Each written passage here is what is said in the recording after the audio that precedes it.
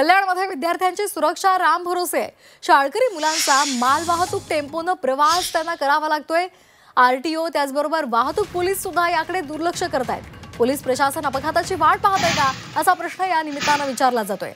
अंबरनाथमध्ये स्कूल व्हॅनमधून पडून 2 मुलं जखमी झालेली होती आणि ही घटना ताजी असतानाच आता कल्याणमध्ये सुद्धा असाच एक धक्कादायक प्रकार समोर आलाय.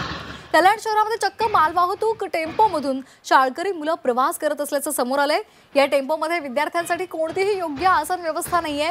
त्याचे दरवाजे सुद्धा पूर्णपणे बंद होत नाहीत आणि धक्कादायक म्हणजे मुलांच्या सुरक्षिततेसाठी एकही अटेंडंट त्या ठिकाणी नाहीये. चिमुकले विद्यार्थी केवळ टेम्पोच्या लोखंडी पट्ट्या धरून उभे आहेत. जर हा टेम्पो भरधाव वेगात असताना थोडासा जरी असंतुलित झाला तर हे निष्पाप मुलं थेट रस्त्यावर फेकली जाऊन भीषण अपघात होण्याची शक्यता आहे.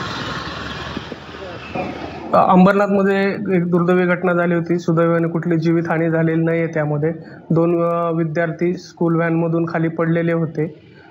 त्या वाहनावर कारवाई केलेली आहे. वाहनाला आरटीओ मार्फत चालान देण्यात आलेले आहे आणि सदरील वाहने अटकाव करून ठेवण्यात आलेले आहे. त्या प्रसंगाच्या अनुषंगाने कल्याण आरटीओ मार्फत एक परिपत्रक जारी करण्यात आलेले आहे.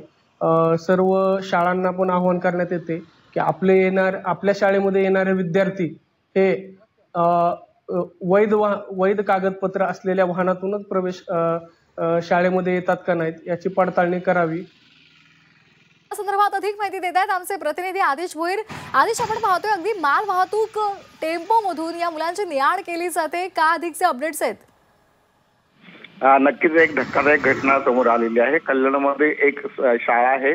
शाळेचे विद्यार्थी जे आहेत ते टेम्पो जे आहे, जे मालवाहतूक टेम्पो त्याच्यामध्ये चक्क प्रवास करतानाचा व्हिडिओ जे आहे तो समोर आलेला आहे.